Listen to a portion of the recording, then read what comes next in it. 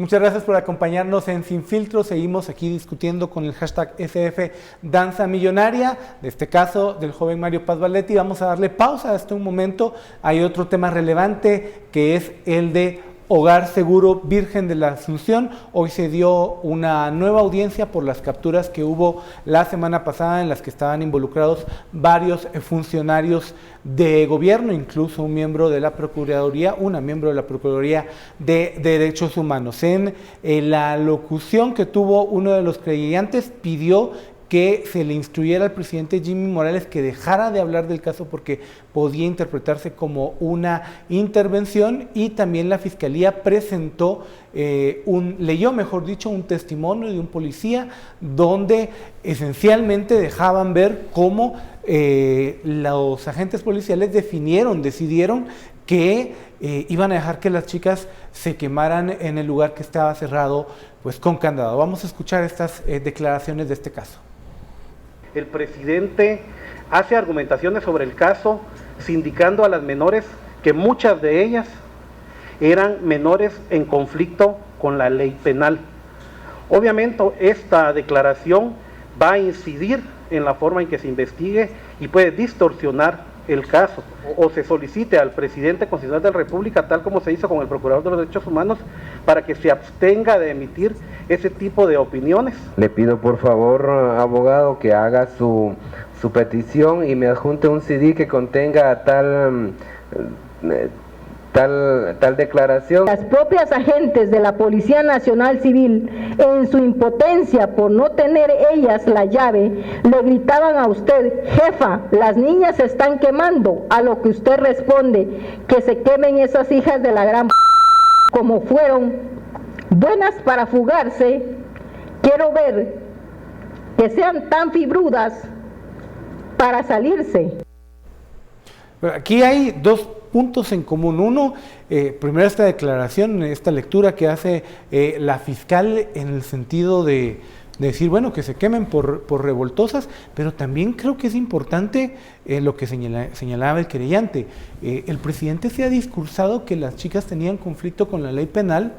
La última vez que yo lo escucho fue en la poco afortunada entrevista de él con Jorge Ramos de Univisión, señalando eso, cuando en realidad solo eran dos las que estaban ahí por problemas o por conflictos con la ley penal, y el resto tenían problemas de carácter familiar. ¿Qué tanto va a alcanzar al presidente? ¿Qué tanto va a afectar o qué tanto futuro tiene esta petición que hace el querellante de Cibo? A mí me preocupa que existan este tipo de peticiones y posteriormente este tipo de resoluciones como la que ya el juez había dado en contra del Procurador de los Derechos Humanos, porque lo que da a entender es todas estas opiniones que son externadas por estos funcionarios pueden llegar a tener una incidencia en la resolución del juez. Entonces me da la sensación de que están reconociendo esta debilidad que puede existir al final en todo este proceso. Esto por un lado. Por el otro, creo que hoy probablemente se escuchó una de las acusaciones más concretas y más puntuales que la Fiscalía ha dado en cuanto al encierro de estas niñas, y de verdad creo que es uno de los puntos más importantes, sin duda, en esta investigación que tiene el Ministerio Público en el caso Hogar Seguro. Miren, también este es un tema complicado. A ver, no nos enfoquemos en las declaraciones del procurador o del presidente, agarrémoslo con un caso abstracto. Es un tema complicado porque hay dos principios que pueden, porque no necesariamente lo están, entrar en contradicción. Por un lado está el principio de libre emisión de pensamiento. O sea, es que todos somos absolutamente libres de decir lo que querramos, incluyendo el procurador y el presidente. Pero por otro lado está el principio de independencia judicial. Entonces, ¿por qué les digo que puede entrar en conflicto el primer principio con el segundo?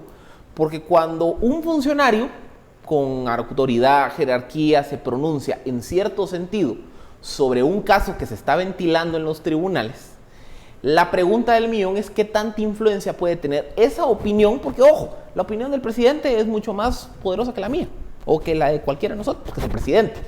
¿Qué poder puede tener esa opinión sobre el proceso judicial? Entonces ahí hay un conflicto, o un potencial conflicto. ¿Cómo se resuelve en otras latitudes ese tipo de conflictos? Por ejemplo, en los países donde se utiliza el sistema de juicio por jurado, el jurado literalmente lo aíslan para evitar que oigan programas como este, declaraciones del presidente, y el jurado tenga una mente lo más virgen posible para escuchar únicamente los argumentos que se viertan en el proceso. Y si se cuela una sola información, se vota el jurado. Se vota el jurado y se arranca el proceso. ¿Por qué? Porque ahí se parte de ese entendimiento de decir, a ver, yo no le voy a prohibir a la gente que se pronuncie. Yo no le voy a prohibir a los medios que hablen sobre un caso de alto impacto. Yo no le voy a prohibir a los funcionarios o a los investigados, a quien sea, que den su opinión. Es un derecho, la libre emisión de pensamiento. Entonces, el modelo de justicia para garantizar la independencia de los juzgadores, dicen, bueno, te voy a aislar para que no tengas acceso a toda esa opinión e información, entonces des tu resolución lo más imparcial que se pueda. Obviamente, digamos que ahí es donde el avance de la tecnología y la revolución de la información hace más difícil hacer efectivo ese principio. Que yo no puedo venir a aislar al juez, ¿verdad? Que no se puede. Incluso ahora en los mismos sistemas de jurado hay un problema muy significativo de cómo aislar al jurado, porque el jurado prende la televisión y se va a topar con esa información, mira un teléfono y se va a topar con esa información, habla con un familiar y tal vez el familiar sin querer se lo va a decir. Es decir, digamos que este es un debate que trasciende, digamos, este caso particular. Esto es un debate que se está viviendo en todo el mundo. Y ese es uno de los temas que hay que encontrarle alguna salida, porque yo también creo que venir a prohibirle a cualquier persona pronunciar su opinión sobre lo que quiera, tampoco, a ver, el derecho de libre emisión de pensamiento, los pueblos occidentales pasaron 1500 años peleando por ese derecho como para que ahorita lo querramos echar para atrás, ¿verdad? Sí. O sea, son de esas cosas donde también no hay que ser casuísticos en cómo se juzgan los derechos. Al final de cuentas creo que el problema está a nivel de discurso, porque sí veo muy poca casualidad que el presidente esté hablando de que habían 41 niñas en conflicto con la ley penal cuando era un número reducido, porque eso sí puede apelar a que la gente diga, no, estas chiquillas eran delincuentes, que era un poco lo que al principio se trató de manejar. Pero independientemente de eso, yo sí coincido con Lourdes que fuera de esa discusión sobre si se debe hablar o no se debe hablar, el punto central es que sí nos estamos topando, estamos llegando a unas alturas del proceso donde sí estamos viendo los autores materiales. Creo que son los que con mucha mayor celeridad van a ser procesados.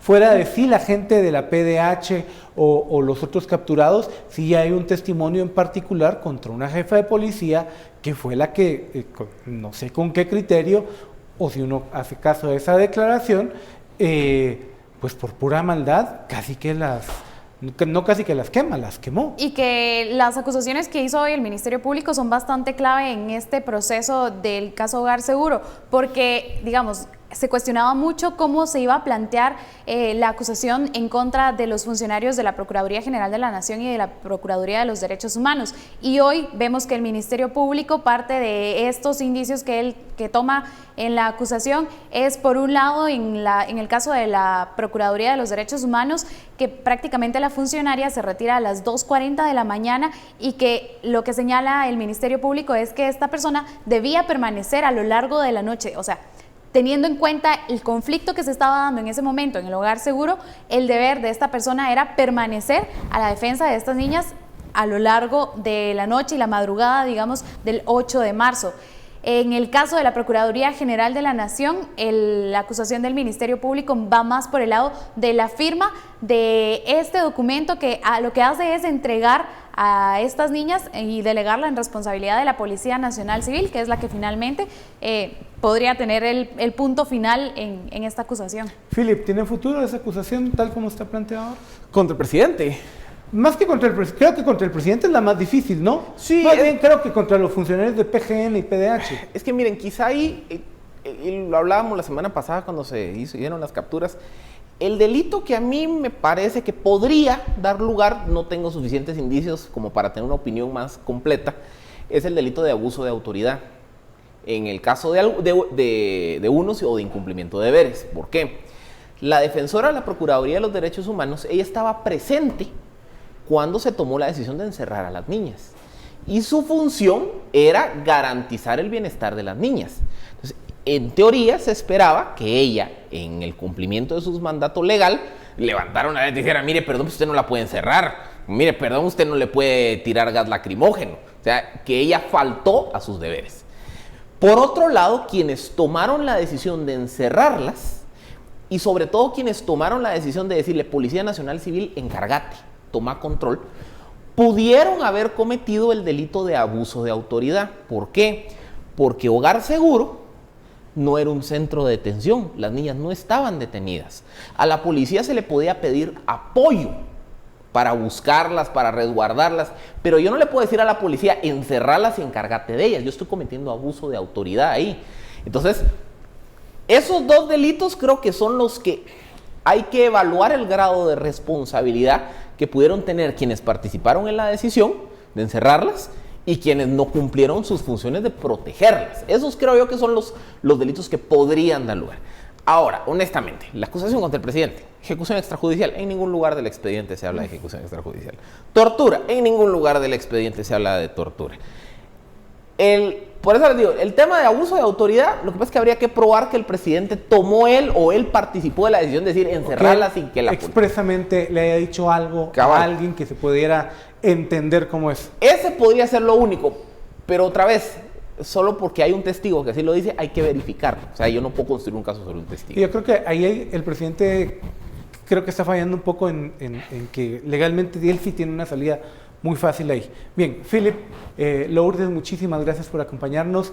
A usted también muchas gracias por acompañarnos con este hashtag SF Danza Millonaria. Pues terminamos hablando también de otros asuntos. Recuerde, mañana le esperamos en las distintas emisiones de Noticiero Guatevisión y a las 10 de la noche aquí en Sin Filtro. Que pase una buena noche. Los dejamos con el clima y Loren Quinto.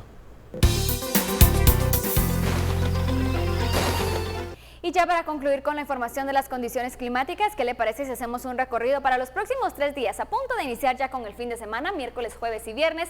Temperaturas máximas de 23 grados centígrados se estarán presentando específicamente en la ciudad capital con altas posibilidades de lluvia y actividad eléctrica. Los primeros rayos de sol empiezan a salir mañana a partir de las 5:34. Se estaría ocultando el sol a partir de las 18 horas con 33 minutos. Le deseo una feliz noche a través de Noticiero Guatevisión.